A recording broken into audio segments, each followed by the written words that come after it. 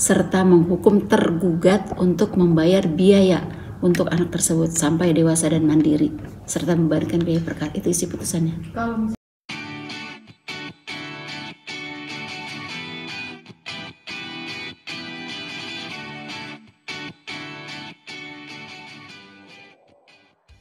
Menolak eksepsi dari tergugat. Dalam pokok perkara, mengabulkan gugatan penggugat, menjatuhkan talak 1 bain sugro dari tergugat terhadap penggugat, terus anak penggugat dengan tergugat berada dalam asuhan dan pemeliharaan penggugat dengan ketentuan bahwa penggugat tidak boleh menghalangi tergugat untuk menyalurkan kasih sayang terhadap anak tersebut, serta menghukum tergugat untuk membayar biaya untuk anak tersebut sampai dewasa dan mandiri, serta membayarkan biaya perkara. Itu isi putusannya. Kalau misalkan untuk biaya anak yang tadi Ibu sebutkan itu ada nominal? Ada nominalnya, sejumlah 10 juta rupiah per bulan. Gitu. Itu berarti udah di persetujuan kedua belah pihak? Itu putusan majelis hakim. Kan dari gugatan sekian, jawaban, replik, duplik, pembuktian, hasil putusan musyawarah majelis hakim itu adalah segitu. Gitu. Itu yang tadi saya sebutkan. Ada berapa item? Tapi ada banding nggak Bu dari? Nah, ini kan baru diputus kemarin. Masa bandingnya mulai hari ini sampai 14 hari ke depan. Kita tunggu itu. Kalau selama 14 hari ke depan itu digunakan oleh salah satu pihak atau kedua belah pihak, pokoknya oleh para pihak untuk upaya hukum, silakan. Kalau tidak digunakan ya juga silakan juga.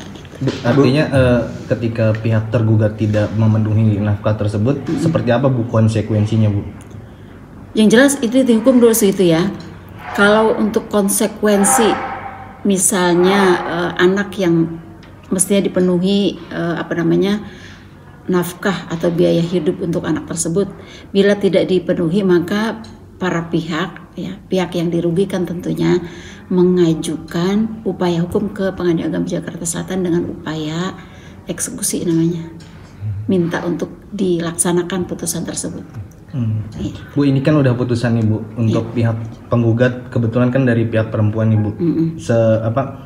Berapa lama sih Bu bisa menikah lagi Bu? Apa ada masa yang ditunggu Bu? Seperti apa Bu teknis mekanismenya Bu? Baik.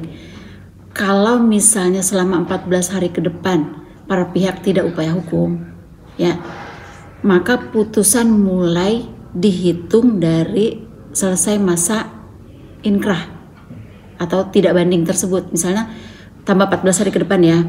Terus para pihak tidak upaya hukum atau tidak banding, maka dihitung mulai dari inkrah tersebut ditambah 3 bulan 10 hari.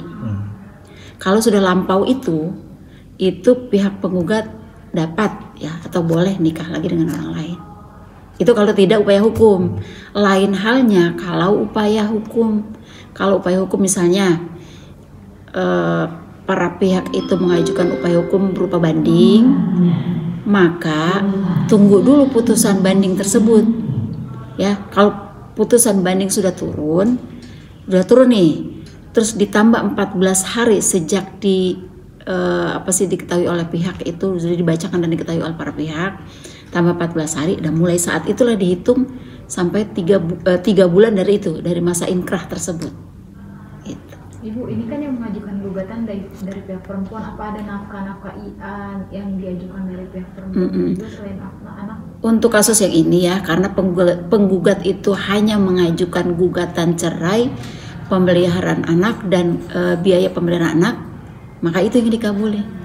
Selain itu tidak ada tuntutan. Jadi udah inkrah dan hak asuh anak di pihak atau di nama penggugat Ibu ya? Ingat tadi statement saya. Iya. Ini putusan baru dibacakan ya, baru dibacakan hari kemarin. Sekarang hari ini ditambah 14 hari mulai hari ini sampai 14 hari ke depan itu tenggang waktu untuk upaya hukum ya, banding dalam hal ini. Nah, belum dikatakan inkrah karena masih upaya hukum. Istilahnya masih jalan nih di perkara, masih hidup. Ya. Jadi belum berkekuatan hukum belum.